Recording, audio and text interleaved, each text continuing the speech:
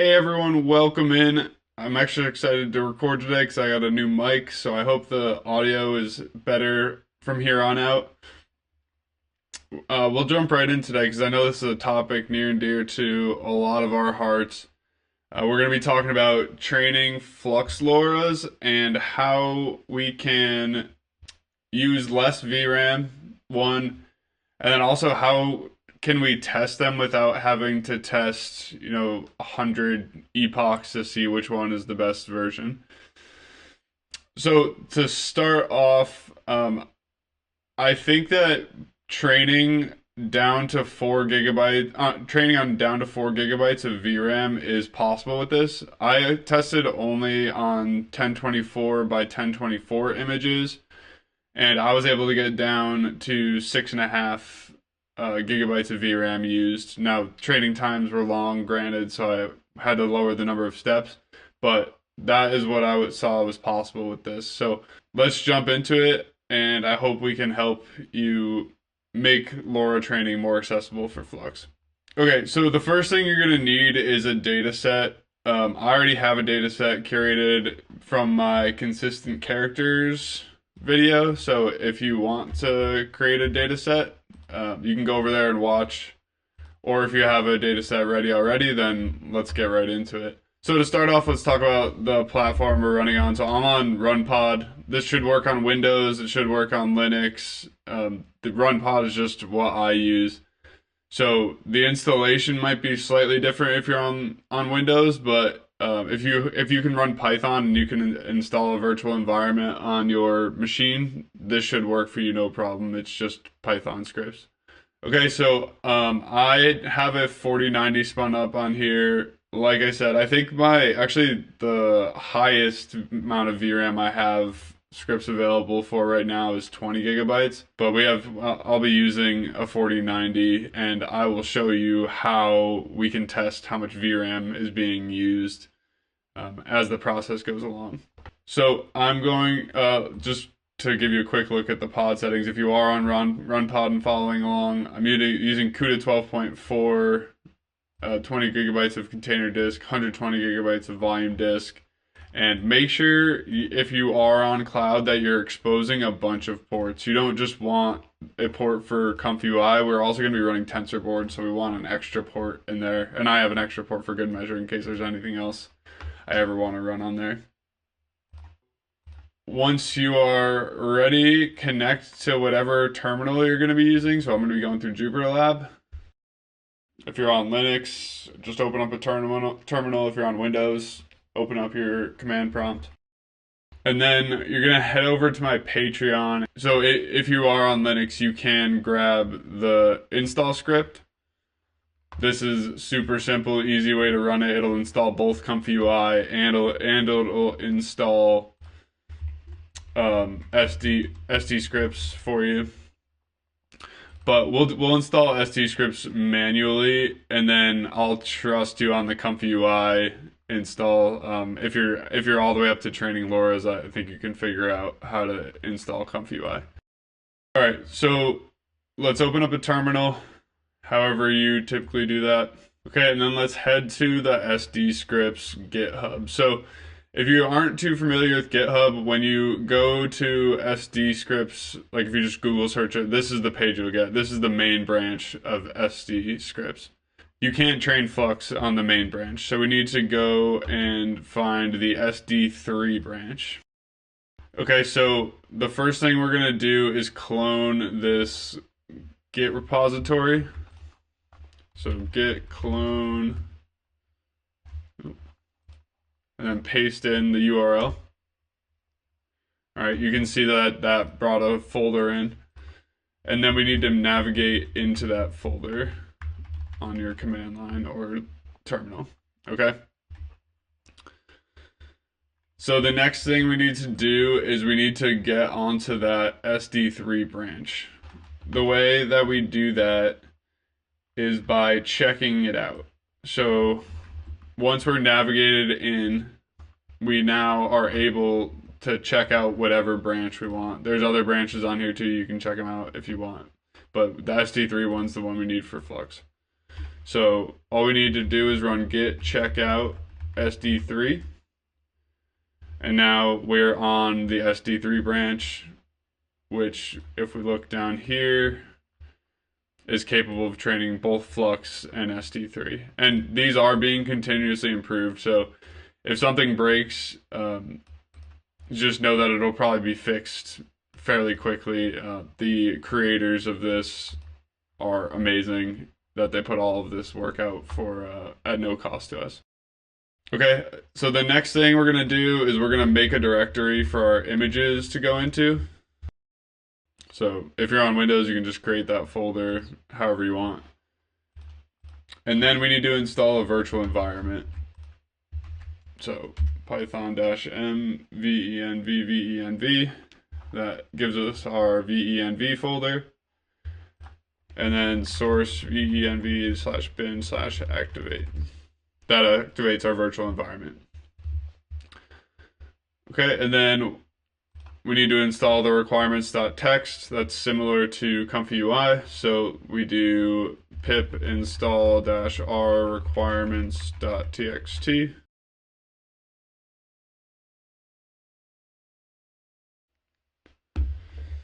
Okay, so we have our virtual environment installed and our Python libraries set up with all the dependencies.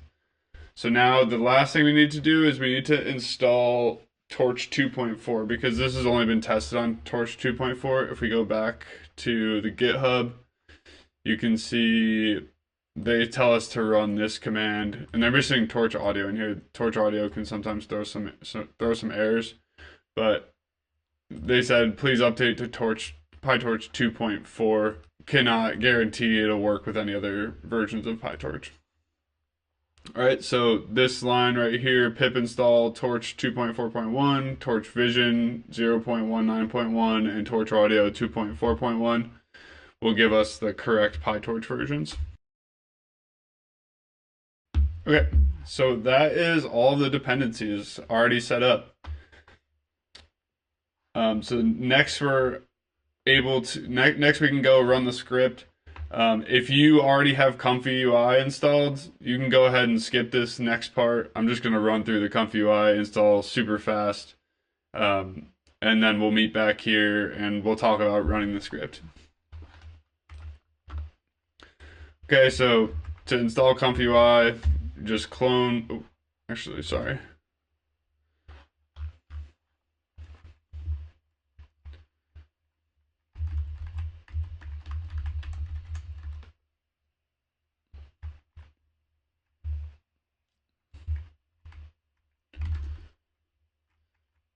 All right, so to install ComfyUI, we go back to the workspace level. We clone ComfyUI. Navigate into the ComfyUI directory. I'm going to do a quick apt-get update and an apt-get install aria2. This is just going to help install models faster. Okay, and then we're going to run the Python, or create the Python virtual environment for ComfyUI. We're going to deactivate our old SD-Scripts environment, activate the ComfyUI environment, and then we are going to install the requirements for ComfyUI. And if you are confused at all about running this install and you're on RunPod and you don't already have ComfyUI installed, you can just use that bash file, shell script that I put in earlier. The way that you do that is just by typing bash Kohya scripts install.sh from the workspace level. Okay, so we have all of the requirements installed. And now we're going to install a couple custom nodes. So I'm going to install the ComfyUI manager.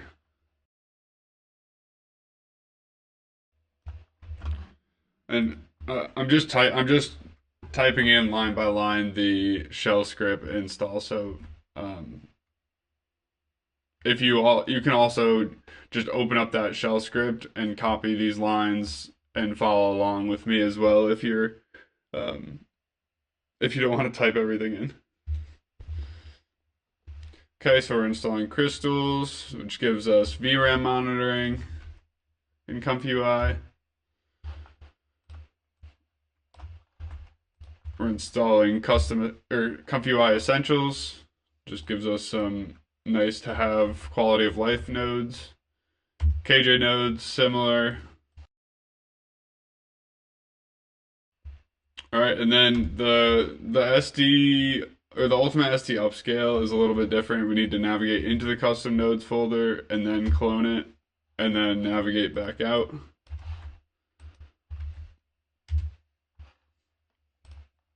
Okay, so that's all of the custom nodes. Now we just need our models. So the first one we're going to need is the Flux dev model. So you can see in my shell script, I have this bear your Hugging Face token line.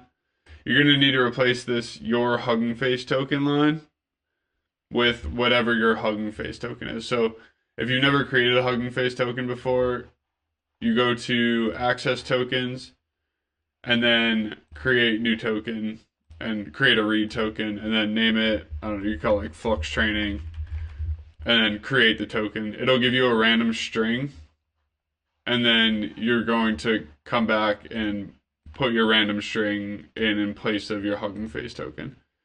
All right, so I'm not gonna do it because I'm not gonna show what my my Hugging Face token is, but I'm just gonna run through what it would look like if you're gonna install all these. So again, in that shell script, these lines are here, right? So you can just open up that shell script, copy the line once you've replaced your Hugging Face tokens, and then paste it in. Okay, so you're gonna see errors for me because I don't have the token in there, but if I did, it would install. Oh, and one more note, if you have never, I'd be surprised if you haven't worked with Flux Dev before, if you're trying this tutorial, but the Flux Dev model requires you to ask for permission to work with the model. It's just a button up here where you click yes, I agree to the terms of service, and then you'll be able to use your token to install it. Okay, so we theoretically would have the Flux One dev model installed. Then we need to install the VAE. Remember to put your Hugging Face token in. Okay. And by the way, it's important that these are going into your ComfyUI folder so that we don't have to download them twice when we are running SD scripts because they're big files, right? They're like 25 gigabytes for Flux One dev. So we're just gonna put the files into the ComfyUI models diffusion folder, and then we're gonna point SD scripts to those models when we go to train. All right, so we have our Flux model and our Flux VAE installed. Next, let's install the clip L.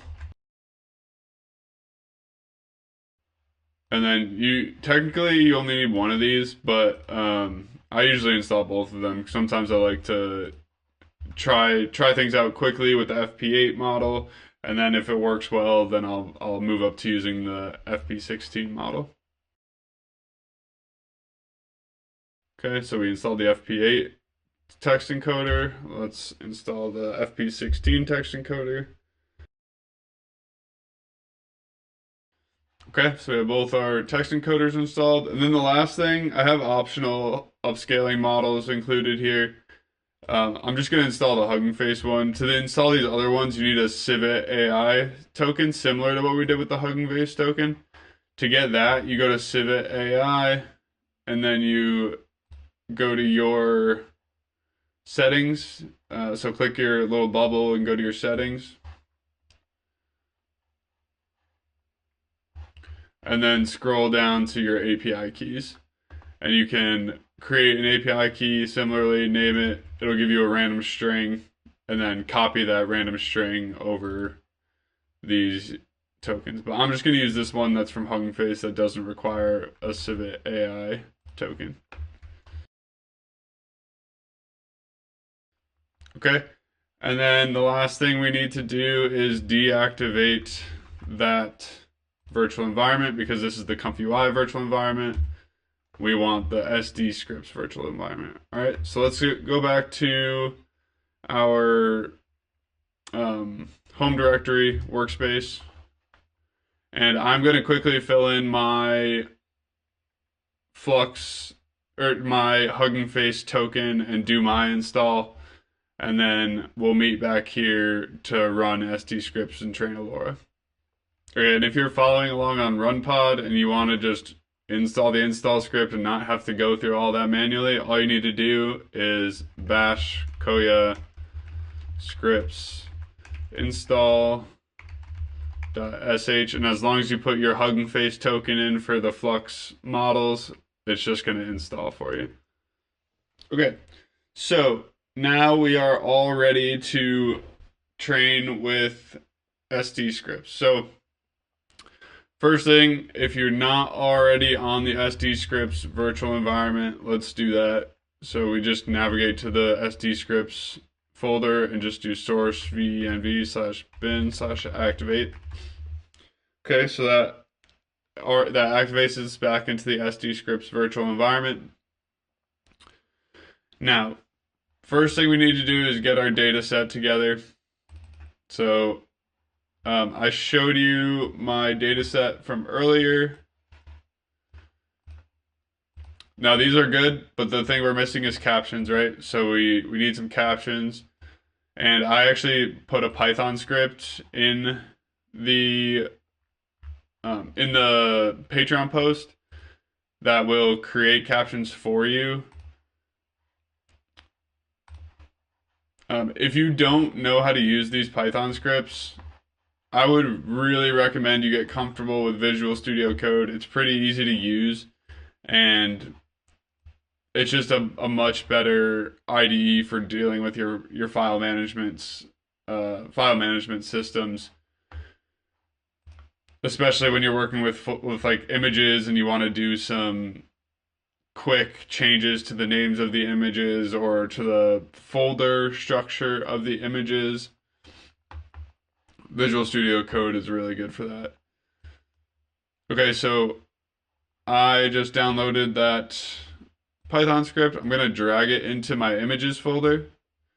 And then all you need to do from here is change your variable. So my guy's name is going to be Mike. Make sure, like, we don't want to say like Mike in clear text, because the model already has an idea of what a mic looks like. So we want to give it a name that the model doesn't know, which is why we use the mix of numbers and letters. So the name variable is just going to change the name of the files, but here it's going to create a caption. So my guy is wearing a suit in all his photos, so I'm going to say Mike wearing a suit against a simple gray background. Okay, and then all we need to do is run this from VS Code, and it's going to create all the captions and rename all the files for us so that the captions and the files match. All right, so you can see now we have all of our captions, we have all of our images, and they're ready to be uploaded into our SD-Scripts repository. Okay, there is one thing I want to look at. So there's a couple here where he's not against a simple background, so I'm just going to remove the simple background and then just say Mike wearing a suit for those ones. Flux is really good. You could even just not say wearing a suit and it'll probably work. But for me, I'm just going, I just want to put that like tiny bit of extra effort in to make sure that we get a good result. Okay, so and if you can't figure out how to get VS Code going, you can just manually do these text files. There's no reason you have to use a Python script to create all of this. It just, you can see that took me, a couple minutes, whereas it probably would have taken me like 30 plus minutes without the Python script. Okay. So let's go back to our file system here. And we're in the SD-Scripts folder. We want to go to that images folder we created in SD-Scripts. And we want to upload our images and our captions there. Okay, so for me, I'm just going to drag these in. So however you get them in there, if you're on Windows, just go to your File Explorer and drag them in. All right, and you can see we have all of our images and our related text files. Okay, and then the next thing we need to do is we need to set up our configuration files for running this. So if you go back to my Patreon, if you're on Linux, you can use these shell commands.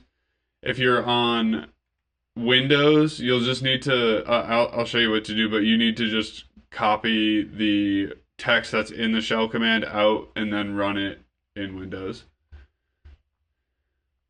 All right, so I'm gonna just go with the minimum VRAM one here so I can show you that it works, and then and then you can just trust me that these higher VRAM ones work even better. Okay, so I downloaded the minimum one. You're gonna need one of these VRAM.sh files, and you're gonna need the dataset.toml file. All right, so let's look at the dataset.toml file first. So all of my images are 1024 by 1024. If your images are 512 by 512 or 768 by 768, change this resolution to match with that. And then the only other thing you need to do here is change your trigger. So for me, my trigger is going to be Mike. Let's just double check. So it should be, I have it in capitals. Capitals shouldn't matter with Flux. I'm pretty sure capitalizations don't matter, but I'm just going to match the caption to make sure. Okay, so that's our dataset.toml file. The next thing we need to do is we need to modify. So this is going to be our launch command line, basically. So if you're on Windows, just download that shell script and copy it, and then you can just paste this into your command line. If you're on Linux, then you can follow along with me. But so what we're doing here, right now I have this set to max train steps. This is like if you want best possible quality and you're fine with waiting, I think this is like 16 or 17 hours to do this whole thing. I'm gonna drop this down to speed it up to a place where I think I can give you a good result and show you a good result, but it's not going to be the best quality Lora I possibly could train. So I'm only going to train 500 steps, and I'm going to turn the learning rate way up. So we're going to sacrifice some granularity on how fine the model is, but we're going to be able to train fast, and it should be able to give me an output that is presentable to all. And we'll see how long it really takes. Okay, so the only other things we need to train here to change here are your trigger words. So that's going to be Mike. This actually it's just the file names, but I always like to use my trigger word for the file names because it makes me remember the trigger word. Log prefix. So this is a big one. We're going to be using Tensorboard today, which is extremely helpful for testing Loras.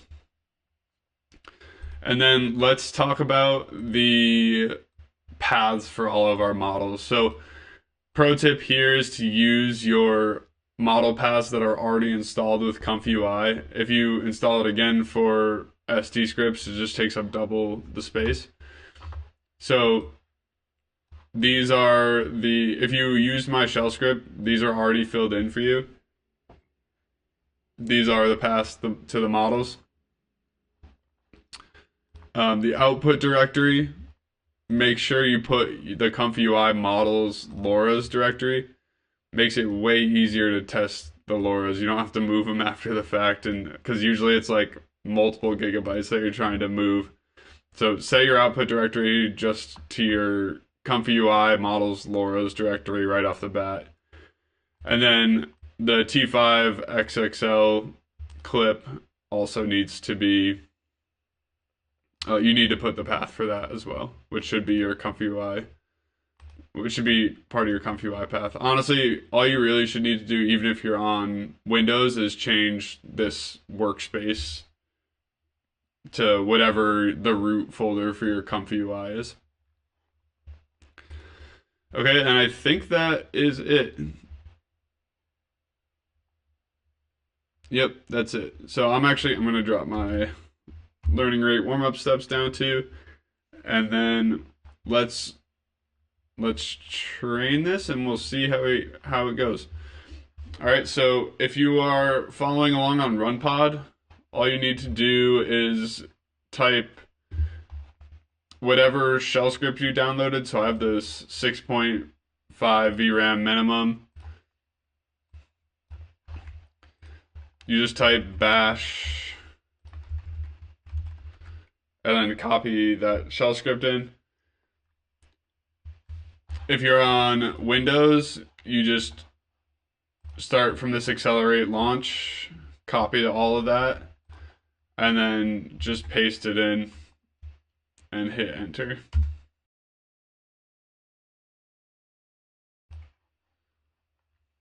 All right, so now that we're running, let's just see how much VRAM it's using. All right, so this one is actually, it's about 7.15 gigabytes of VRAM. So this should fit pretty comfortably in an 8 gigabyte VRAM, and this is using 1024 by 1024 images. Okay, and then we have our training time is about 2.5 hours right now. So I'll come back in about 2.5 hours and we will talk about looking at the trends for these Loras and then also testing the Loras in ComfyUI. Okay, so our training has finished. Before we go take a look at the training, I just want to give you a little bit more information on this launch script. So the thing that's really saving us a lot of memory is this blocks to swap. This can be anything from 0 to 35. 0 takes up the most memory, 35 takes up the least memory. So this makes the biggest impact. The other thing is there's this FP8 base. This is casting the Flux dev model to an FP8 model, which uses a lot less VRAM. I haven't tested this too much. If you have 24 gigabytes of VRAM, you may be able to test on the full Flux model. I'm not sure, to be honest. And then these network dim and network alpha, these don't make a huge difference, but they will make a small difference in how much on how much VRAM you're using. So if you have enough VRAM, you can play with these as well. Okay, so let's take a look at the training. So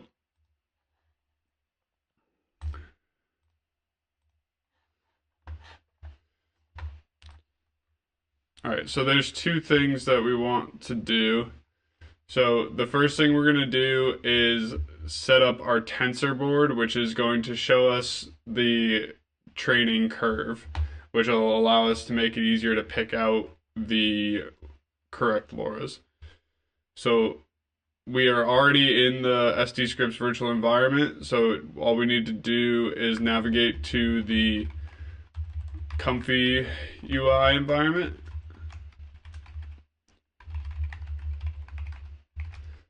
Okay, and then so these are all of our Loras. And then this is where the logs are for the Loras, so the Tensorboard logs. So we're gonna navigate into that directory. And then from here, we're gonna run a Tensorboard command. So Tensorboard --log dir. Since I'm already in the logging directory, just a period is going to make the log directory the current directory. And then this isn't necessary, this --host, if you're on a local machine, but since I'm on cloud, I need to do this, and then specify which port you want the Tensorboard to show up on. Okay, so Tensorboard is running, and there's your URL. If you're local, if you're on RunPod, I'll show you how to open that up in a second. And then the other thing we want to do is start ComfyUI.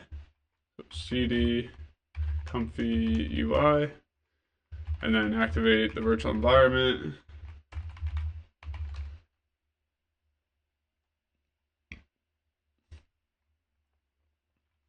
And then we're just going to run --listen --port for 4000.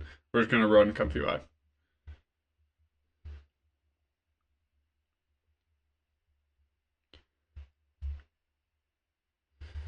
All right, so those are both started up.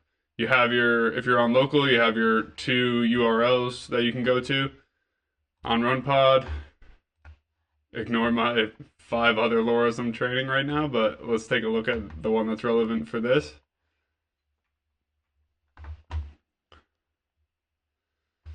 Okay, so here is our graph of our training. So this is super useful because it gives us some places to start for which Lora we want to pick. So we typically are looking at local minimums. So like places like this one at step 210, or this one at 252, or this one at 350, or this one at 476. So sometimes when you get these massive spikes downwards, you'll get overtraining. But sometimes if the loss is too high, it'll be undertrained. And so you need to look for the next local minimum. So that'll give us like 1, 2, 3, 4, 5 Loras to test instead of, we have, I don't know, we probably have 50 Loras, or I think we had 56 Loras maybe. 36 Loras. So we get to narrow it down to 5 Loras instead of testing 36 Loras, which is amazing. Okay, so now let's head over to ComfyUI and let's actually test those Loras and see how they are. So if you're on RunPod, you just click the port 4000 now. All right, so if you need a workflow for this, if you haven't used Loras before, head to my Patreon. There's a workflow for Flux image gen with Lora. You can download that, and it's pretty much just like a bare minimum workflow. You throw it into Comfy. All right, so let's take a look at those Loras that we expected to be our best ones. All right, so let's start with step 210. So when you look at these graphs, you have 210 here. We have to figure out which epoch that is. So we have to go to this graph up here and look for step 210 and value 15. I can't drag the mouse there, but you can see value is 15 and step is 210. That means this epoch is epoch 15. So we want to go over here and choose the 15th epoch. And then we're going to do a high quality photograph of Mike. Sometimes it helps. You can try just Mike, but sometimes it'll help if you do like Mike with gray hair or something like that. And then another note is you want to make sure you don't have to put these all the way up to 1 to get the likeness. You want the model to have some room. Like ideally you would want it to be at like 0.8. Like really good Loras at like 0.7, 0.8, they still work because then the model has freedom to be creative, but it still keeps the likeness of your character. All right, so let's see how this one is. All right, so that's solid for, I mean, it only ran for, that was what, like the 26th epoch? Oh, not even the 15th epoch, and we already are getting good likeness with some good creativity from the model, right? So let's just try to run it again. All right, so this one, it kind of looks like him, but I would say, yeah, that's actually it's pretty dang good, honestly. Um, so this one's a contender already for our best epoch, and you're gonna find that a lot of these are it's hard to tell. It's hard to pick one honestly because you'll get like a random bad generation, then you'll get five really good ones in a row. Um, just do your best with picking them. I usually save like a couple in case I notice one is really bad in some way. I'll save like my favorite one and then my second favorite one just in case. Okay, in this one he's a little bit too skinny, so maybe it's just very slightly undertrained. So let's go back to Tensorboard and look at our next option. I'm gonna look at step 252 here, which is epoch 18.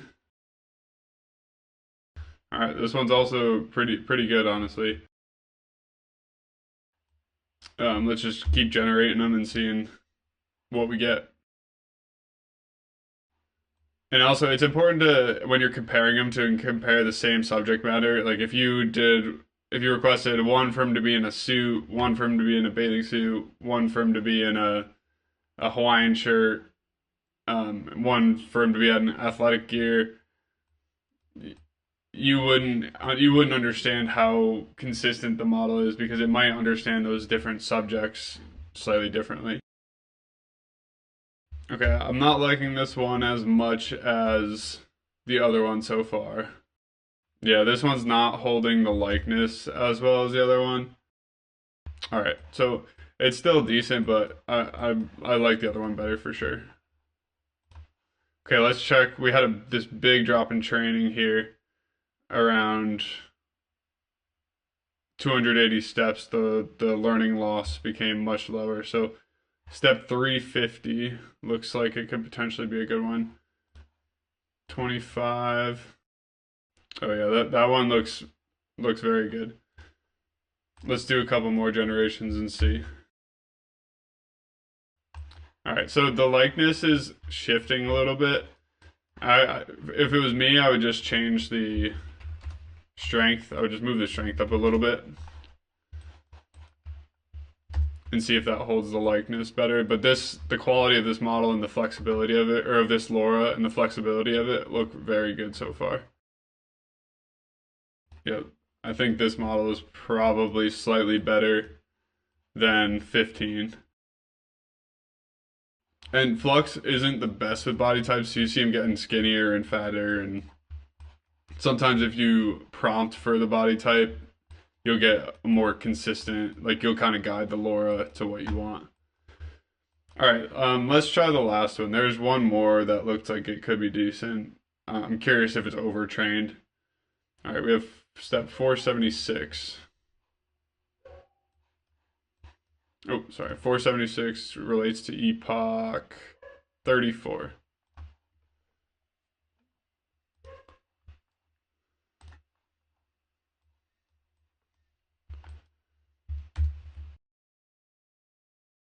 Okay, so this I think we're starting to get to an example of where it's overtrained. So our our character was posed in a T pose like this, and when you start to get towards overtraining, the model cannot understand how to put his arms down. It starts to like put their arms out for every single thing you ask to do. Because I never prompted for his arms to be out like that. That's what's making me start to think that this is leaning towards overtrained. Yep, again, see he always wants to have his hands up no matter what. All right, and then we do get a random one off here or there. That's pretty good. Okay, so Testing is pretty subjective. It really depends on what you're looking for from the Lora. But I hope that this tensor board is kind of a new concept for a lot of you, and that it can really help out with your testing. But yeah, so this proves that with under 8 GB, we can train a Lora in just about 2 hours. That gives great results. If you are interested in more of this type of content, subscribe to my channel. I have a Patreon. It's completely free. I just use it to host my files, and sometimes I'll get all the files up there early. I think the files for this video were up February 6th or February 7th. So you'll get access to the files earlier than most people will if you follow my Patreon. And then also a plug for the Discord. A lot of people have been jumping in there and saying hi. I'd love to hear from you if you are interested in this kind of AI generation topic. There's new models posted in there. There's new research posted in there when it drops. And there's also tech support where it's needed being handled in there as well. So thank you all for listening to this video. I really appreciate all the support and all the kind words I've gotten so far. And I'll talk to you again next video.